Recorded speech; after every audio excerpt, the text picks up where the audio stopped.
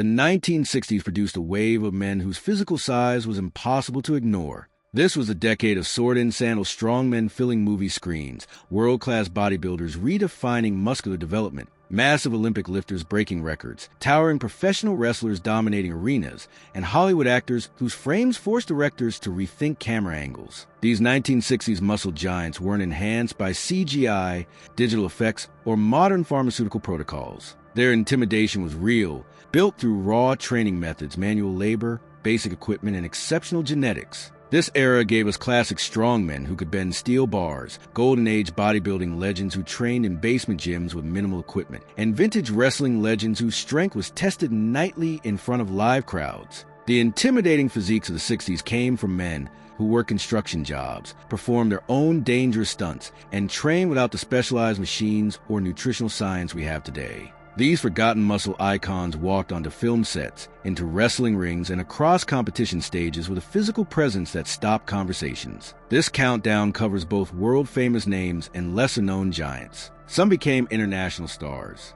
Others competed briefly and disappeared from public memory. But every man on this list shared one unmistakable quality.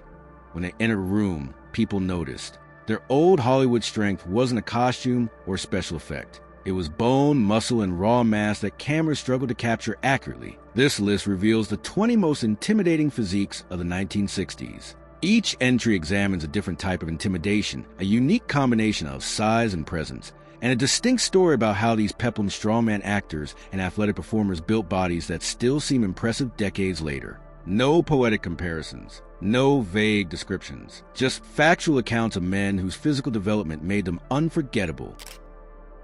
Steve Reeves, the Golden Age Hercules who set the standard. Steve Reeves defined intimidating classical physique throughout the 1960s at 6 feet 1 inch tall and between 215 and 225 pounds of perfectly symmetrical muscle.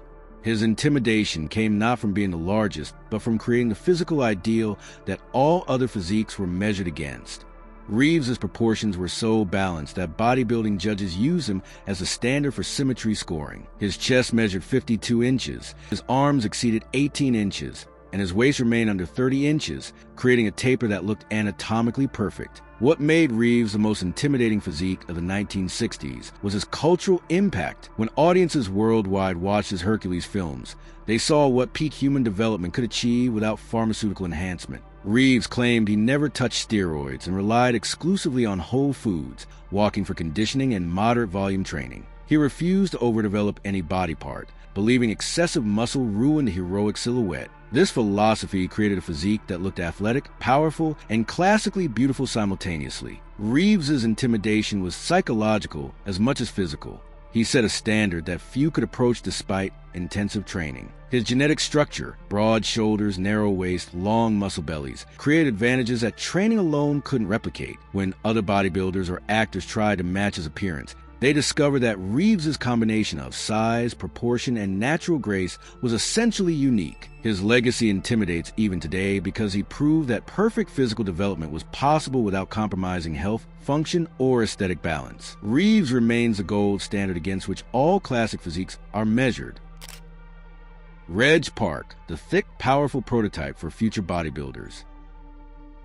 Reg Park competed throughout the 1960s at 6 feet 1 inch tall and between 230 and 250 pounds of powerful, thick muscle. His intimidation came from absolute mass that exceeded typical bodybuilding development. Park's chest was barrel-like, his back thickness was extreme, and his legs were massive for an era when most bodybuilders neglected lower body training. His arms measured over 19 inches, but his overall impression came from total body thickness rather than specific body parts. Park reportedly bench pressed over 500 pounds, a number unheard of for bodybuilders in the 1960s. What made Park intimidating was his influence on future generations. He personally trained Arnold Schwarzenegger in the mid-1960s, teaching a training philosophy that would shape modern bodybuilding. Park's approach emphasized heavy compound movements, progressive overload, and maximum muscle mass rather than just aesthetic proportion. His physique looked powerful at rest and remained impressive during movement, suggesting functional strength behind the size. Park's back development was particularly notable. His lat width and thickness created a cobra-like appearance that made his already large frame look even more imposing. His trap development tied into his shoulder mass, creating an unbroken slope of muscle from neck to arms. When Park walked onto competition stages or film sets, his physical presence dominated the space. His size wasn't just impressive for the 1960s. It would remain impressive by modern standards. Park represented the thick, powerful prototype that influenced decades of bodybuilding development after him. Sergio Oliva, the myth's early, terrifying mass. Sergio Oliva competed during the 1960s at 5 feet 10 inches and between 225 and 240 pounds, displaying genetic potential that seemed impossible for the era. His intimidation came from shoulder width that looked anatomically abnormal. Oliva's clavicle structure created such extreme deltoid attachment points that his upper body appeared dislocated when viewed from certain angles. His arms measured over 20 inches in the early 1960s, before his mass-building years that would make him legendary later. His back thickness was already exceptional, showing Christmas tree detail that wouldn't become common until decades later. What made Oliva intimidating was his origin story combined with his freakish genetics. He had defected from Cuba by escaping during a weightlifting trip in Mexico, arriving in America with no resources except exceptional physical gifts. His muscle insertions and attachment points were so unusual that other bodybuilders couldn't replicate his appearance through training alone. Oliva's waist remained small despite his massive upper body, creating a taper that looked like special effects. Oliva's early 1960s physique intimidated because it suggested what was coming. Competitors who faced him in amateur shows recognized they were seeing genetic potential that exceeded normal human variation. His muscle bellies were longer, his joints created better leverage, and his response to training was faster than typical athletes. When Oliva hit mandatory poses, his lat spread was wide enough to cast shadows on competitors standing beside him. His presence on stage created immediate understanding. Normal genetics couldn't compete with what he possessed. Paul Wynter, compact, dense, statue-like strength. Paul Wynter competed during the 1960s at only 5 feet 6 inches tall, but carried 180 to 190 pounds of extraordinarily dense muscle. His intimidation came from appearing carved from stone rather than grown naturally. Wynter won the NABBA Mr. Universe title twice, while competing only part-time, suggesting genetic advantages that exceeded full-time competitors. His waist measured around 27 inches, creating extreme contrast with his shoulder and lat development. This proportion made him look wider than many taller bodybuilders. What made Wynter intimidating was his marble-like appearance. His muscle separation was extreme, showing individual muscle bellies with clarity that suggested very low body fat maintained year-round. His chest and shoulder thickness created three-dimensional development that photographs struggled to capture. Wynter's arms measure approximately 17 inches, but looked larger due to his short bone structure and extreme definition. Wynter's compact build created intimidation through proportion rather than absolute size. When he stood next to taller competitors, his width and density made them look underdeveloped by comparison. His training reportedly emphasized quality over quantity, focusing on perfect exercise form rather than maximum weights. This approach created muscle shape and separation that looked artistic rather than just big. Wynter proved that intimidating physique development didn't require height or massive body weight, just exceptional genetic structure combined with intelligent training that maximized natural advantages. Mickey Hargitay, Mr. Universe with movie star power. Mickey Hargitay competed at 6 feet 0 inches tall and between 200 and 220 pounds during the 1960s, combining bodybuilding success with Hollywood career. His intimidation came from thick chest and shoulder development that created classic V-taper physique. Hargitay had won the Mr. Universe title before transitioning to acting, giving him legitimate competitive credentials. He performed in the original Mae West Las Vegas Muscle Review, where he demonstrated strength and stage presence that translated effectively to film work. What made Hargitay intimidating was his willingness to perform his own stunts in fantasy and action films. Unlike some muscular actors who relied on doubles, Hargitay executed fight choreography, falls, and physical action personally. This created screen presence that appeared genuinely powerful rather than carefully staged. His arm development exceeded 18 inches, and his chest measured over 50 inches in competition condition. Hargitay's training combined bodybuilding aesthetics with functional strength work, creating a physique that looked impressive at rest and remained powerful during movement. His back thickness rivaled pure bodybuilders despite his acting focus. When he appeared in sword and sandal films or adventure movies, his actual size required minimal costume enhancement or camera tricks. Hargitay represented the successful crossover between competitive bodybuilding and entertainment, maintaining serious muscle development while building sustainable acting career. His physical presence intimidated because it was backed by actual competitive achievement rather than just gym training. Rock Stevens, Peter Lupus, TV strongman with unusual height plus mass. Peter Lupus, who worked as Rock Stevens during the 1960s, stood 6 feet 4 inches tall and weighed approximately 230 pounds of muscular development. His intimidation came from being one of the tallest, seriously muscular men in entertainment at the time. Most large actors carried either height or muscle mass, but Lupus combined both at levels that created filming complications. Directors occasionally asked him to slim down because his size overshadowed other cast members during group scene. His arms measured over 19 inches, and his chest exceeded 50 inches. What made Lupus intimidating was his documented strength. He reportedly bench pressed well over 500 pounds during his peak years, a number that would have been competitive in powerlifting meets. His training focused on heavy basic exercises rather than bodybuilding isolation work, creating functional strength alongside aesthetic development. Lupus's shoulder width combined with his height made him appear even larger on camera, forcing cinematographers to adjust framing. Lupus's role on Mission Impossible showcases physique weekly to television audiences, making him one of the most visible muscular actors of the decade.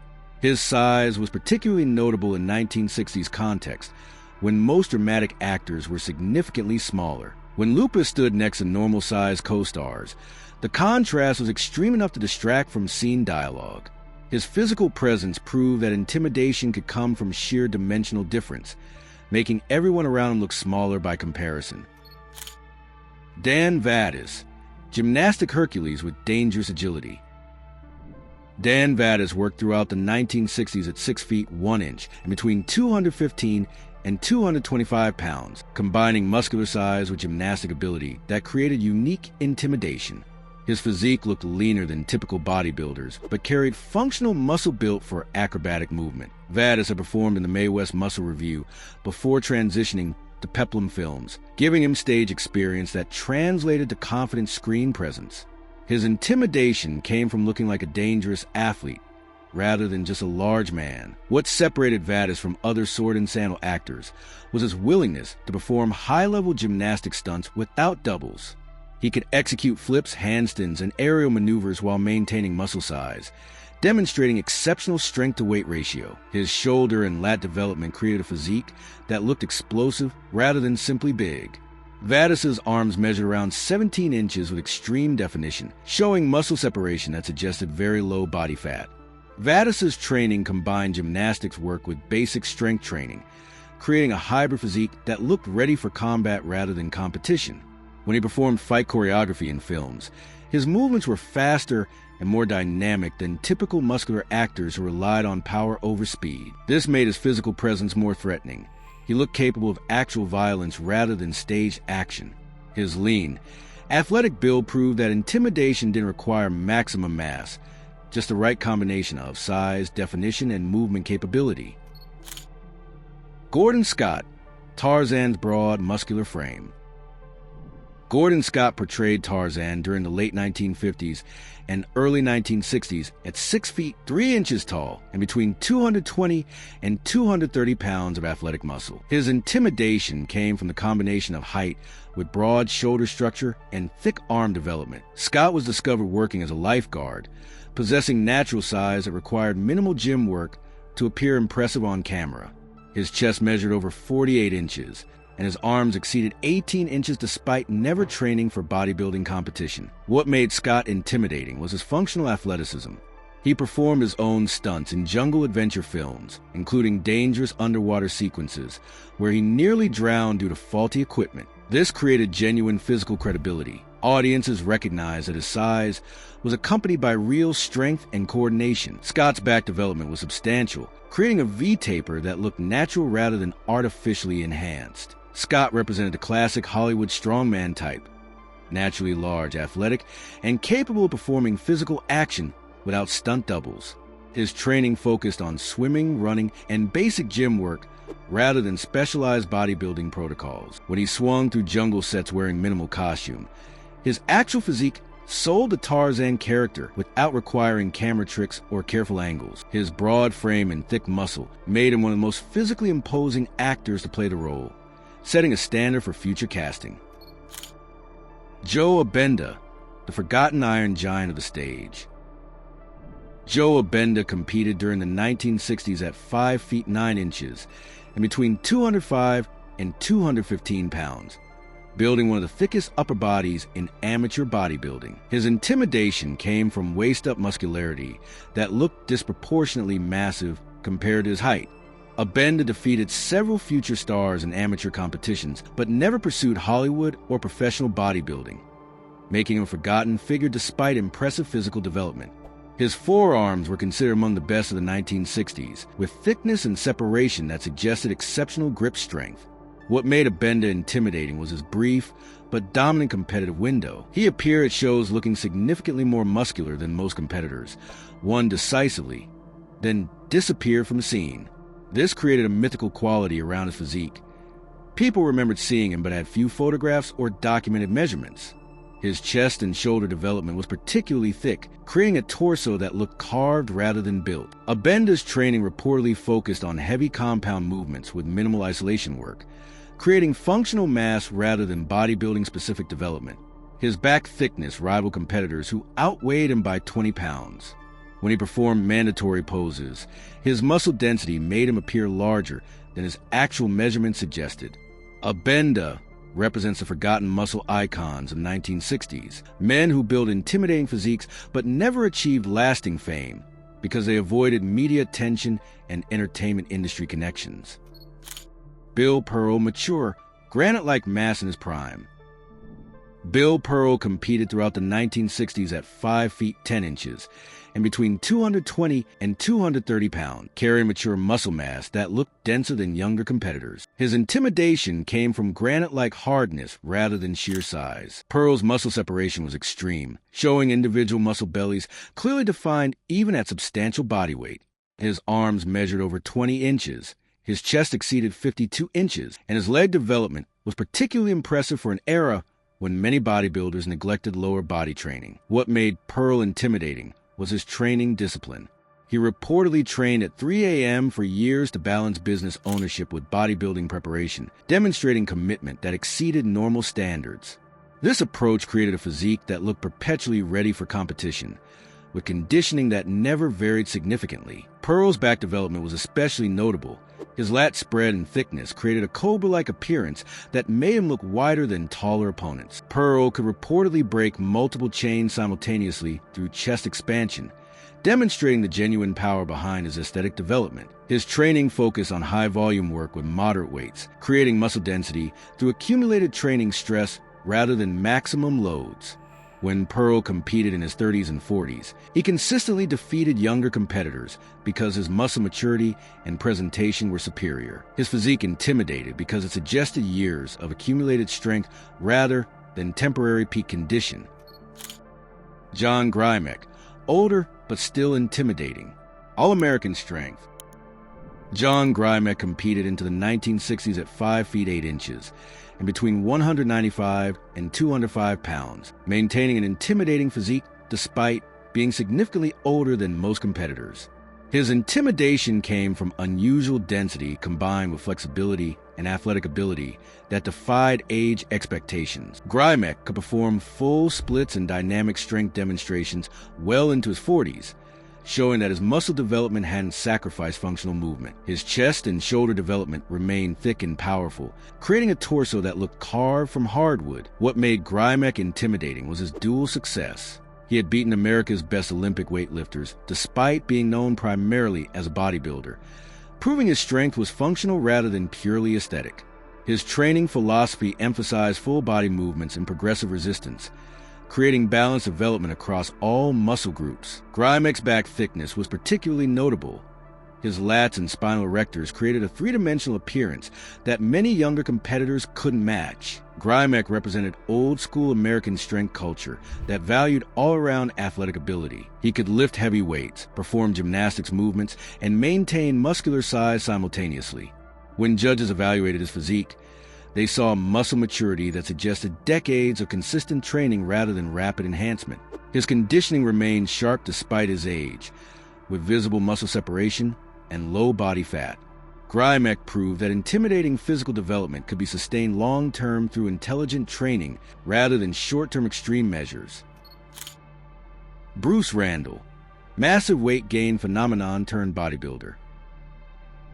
Bruce Randall created one of the most extreme body transformations in 1960s bodybuilding, starting at 185 pounds, bulking over 400 pounds, then cutting down to 222 pounds of competition muscle at 6 feet 2 inches tall. His intimidation came from the sheer scale of his mass gain experiment.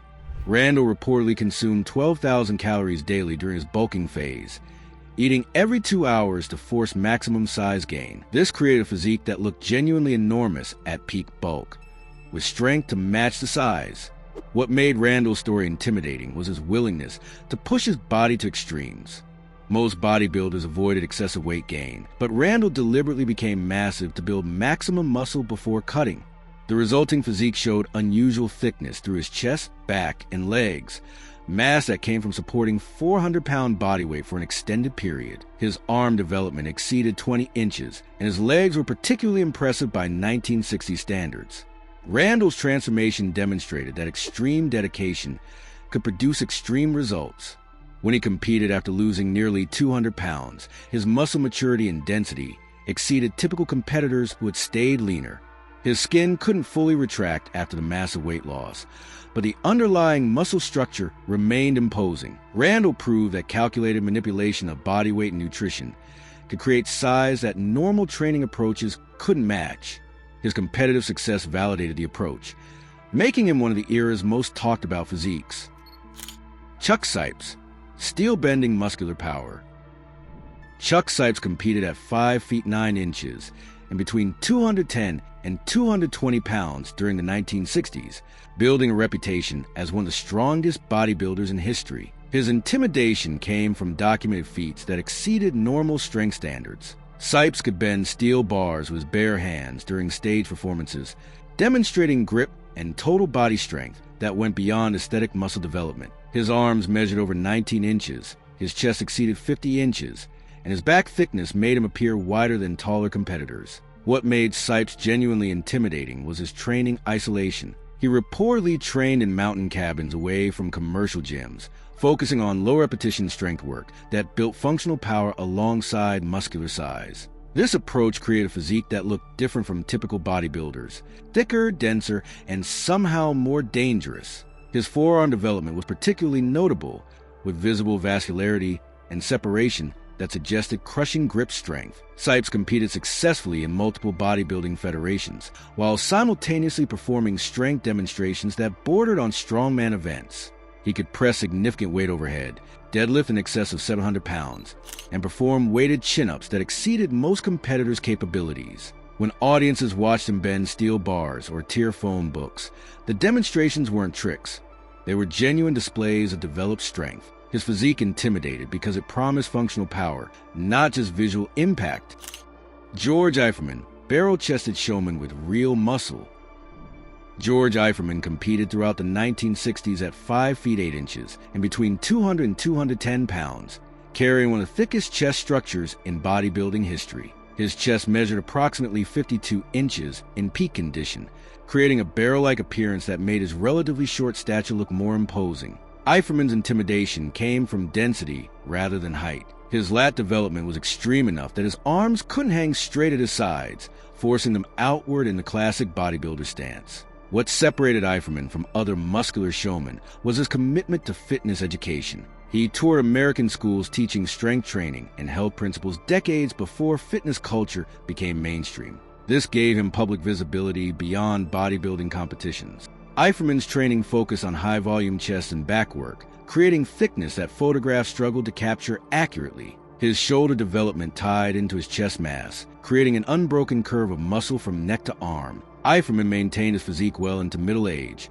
suggesting genetic advantages and consistent training habits. He reportedly trained 6 days per week throughout his competitive years, using basic exercises with progressively heavier weights. When he performed strength demonstrations at schools and public events, his ability to move substantial weight while maintaining muscle control impressed audiences who had never seen serious bodybuilding. His physical presence, combined with showman personality, made him one of the most recognizable muscle icons of the 1960s.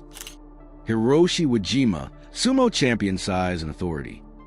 Hiroshi Wajima competed in sumo wrestling during the 1960s at 5 feet 11 inches and over 270 pounds, carrying mass distribution that looked distinctly different from Western bodybuilders or wrestlers. His intimidation came from combat-trained thickness that focused on torso and leg development rather than arm size. Wajima's chest was considered abnormally thick even among other sumo wrestlers, giving him leverage advantages during matches. He became the first college graduate ever to reach Yokozuna rank, combining intellectual discipline with physical dominance. What made Wajima intimidating to international audiences was the unfamiliar nature of his build. Unlike Western muscle development patterns, his physique prioritized functional mass for grappling, pushing, and maintaining balance. His leg strength was exceptional, allowing him to remain stable against opponents who tried to force him out of the ring. His training included thousands of repetitions of basic movements, creating muscle endurance that complemented his raw size.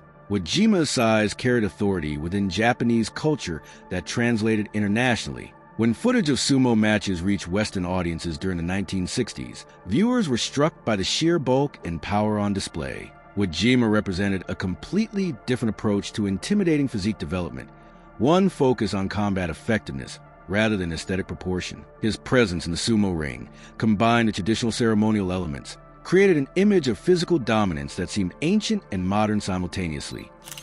Bruno Sammartino, wrestling's most powerful champion. Bruno Sammartino dominated professional wrestling in the 1960s at 5 feet 10 inches, and between 255 and 265 pounds of granite solid muscle. His intimidation came from documented strength that exceeded most professional powerlifters of his era. Sammartino reportedly bench pressed around 565 pounds unofficially, a number that would have been competitive in formal powerlifting meets. His chest measured 58 inches, and his arms exceeded 20 inches during his championship reign. Unlike many wrestlers who relied on size alone, Sammartino's physique showed clear muscle separation and definition even at his heavy body weight. His torso development was particularly intimidating. Sammartino's lats created a V-taper that made his relatively short stature appear more imposing, and his trap development gave him a bull-necked appearance that suggested immense pressing power. He held the WWF Championship for over 11 years combined across 2 separate reigns, a dominance record that remains unmatched in modern professional wrestling. That longevity required maintaining peak physical condition while working a brutal schedule of territory appearances. Sammartino's background included extreme poverty in Italy and immigration to America as a child, experiences that shaped his training mentality. He approached strength development with uncommon intensity, treating wrestling preparation like serious athletic conditioning. When he applied holds or executed slams, the power was genuine rather than purely theatrical. Audiences recognized the authenticity, which made his championship reign credible. Pedro Morales, thick, wide, explosive wrestler physique.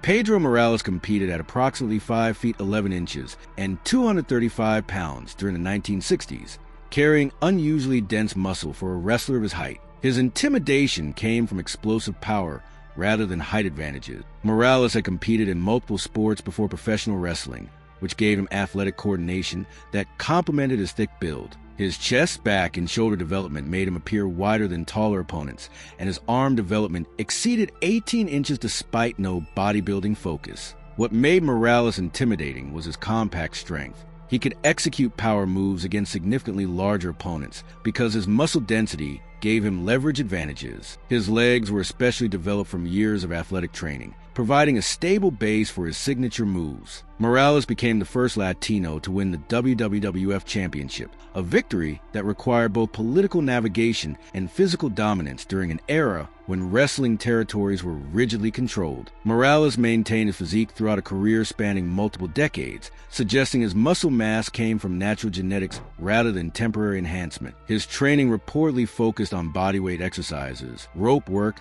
and cardiovascular conditioning. When he locked up with opponents, his grip strength and torso thickness made him difficult to move, creating visual drama that translated well to arena crowds and television audiences watching on small screens. Bobo Brazil, towering wrestling icon with real presence. Bobo Brazil competed throughout the 1960s at 6 feet 6 inches tall and between 260 and 280 pounds, making him one of the largest professional wrestlers of the decade. His intimidation came from the rare combination of extreme height with genuinely thick muscle mass rather than just body weight. Brazil's back and shoulder development was substantial enough to make him look powerful even among other large wrestlers. He helped integrate American wrestling territories during an era when that required both physical dominance and personal courage. Brazil popularized the Coco but headbutt finishing move, which used the skull as a weapon against opponents. The move's effectiveness came partly from his neck and trap development, which allowed him to deliver the strike without injuring himself. His arms measure over 19 inches, and his chest exceeded 52 inches in his prime years. Unlike some large wrestlers who relied purely on size, Brazil maintained enough conditioning to work 30-minute matches without exhaustion. His physical presence extended beyond wrestling ring. When Brazil appeared at public events or conducted interviews, his frame made him instantly recognizable. The combination of height, muscle thickness, and powerful facial features created an intimidation factor that translated effectively to black and white television broadcasts, where size differences were often harder to convey. Clint Walker, Western actor with giant frame mass. Clint Walker measured 6 feet 6 inches tall and maintained 235 to 250 pounds of muscle throughout the 1960s, while starring in the television series Cheyenne. His intimidation factor came from the combination of unusual height with naturally wide ribcage and massive shoulders that made him look even larger on camera. Studios occasionally placed his co-stars on platforms during filming because the height difference was too extreme to frame properly. Walker's chest measured over 50 inches, and his arms exceeded 19 inches despite never training specifically for bodybuilding competitions. What separated Walker from other large actors was his athletic proportion. He didn't carry excess body weight. His frame was covered in functional muscle built from outdoor work and basic gym training. Walker survived a freak skiing accident in the late 1960s where a pole pierced near his heart, requiring emergency surgery, yet he returned to action roles within months. His physical resilience matched his appearance. Walker represented old Hollywood strength in its most natural form. He never used performance-enhancing protocols, relying instead on whole foods, consistent training, and genetic advantages. When he walked onto Western sets wearing minimal costume pieces, his actual size made elaborate costume design unnecessary. His physical presence sold the character before he spoke a single line. Tor Johnson, immense film villain with genuine scary size.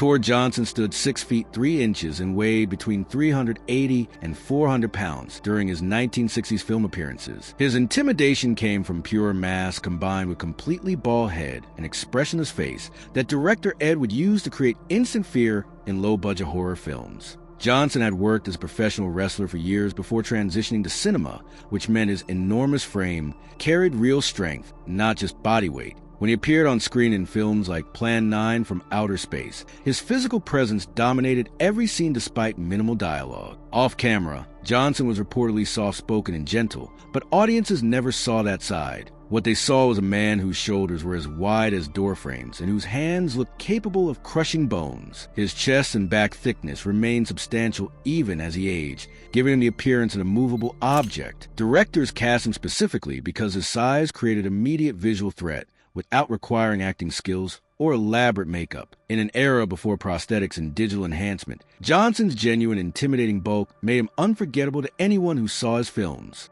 The 1960s produced genuine physical giants whose size and presence shaped the foundation of modern bodybuilding, professional wrestling, and action cinema. These men built intimidating physiques without digital enhancement, modern pharmaceutical protocols, or specialized equipment. Their development came from basic training methods, consistent dedication, manual labor, and exceptional genetic advantages. When Bruno Sammartino held the WWF Championship for over a decade, when Sergio Oliva displayed shoulder width that seemed anatomically impossible, when Steve Reeves defined the classical ideal on screen, they were demonstrating what real human development could achieve. These golden age muscle legends worked in an era that demanded authentic size. There was no CGI to add bulk in post-production, no camera tricks to create the illusion of mass, no digital enhancement to improve definition. The intimidation these men projected was physical, measurable, and often unmatched by modern standards despite advances in training science and nutrition. Today's audiences are accustomed to superhero transformations and enhanced physiques, but the 1960s strongmen built their bodies through raw dedication. The intimidating physiques of the past remind us that peak physical development doesn't require modern technology, just exceptional genetics combined with intelligent training sustained over years. These classic bodybuilding giants, vintage wrestling legends, and forgotten strong actors prove that real intimidation comes from authentic size, genuine strength, and undeniable presence. Their legacy continues influencing fitness culture decades after their competitive years ended.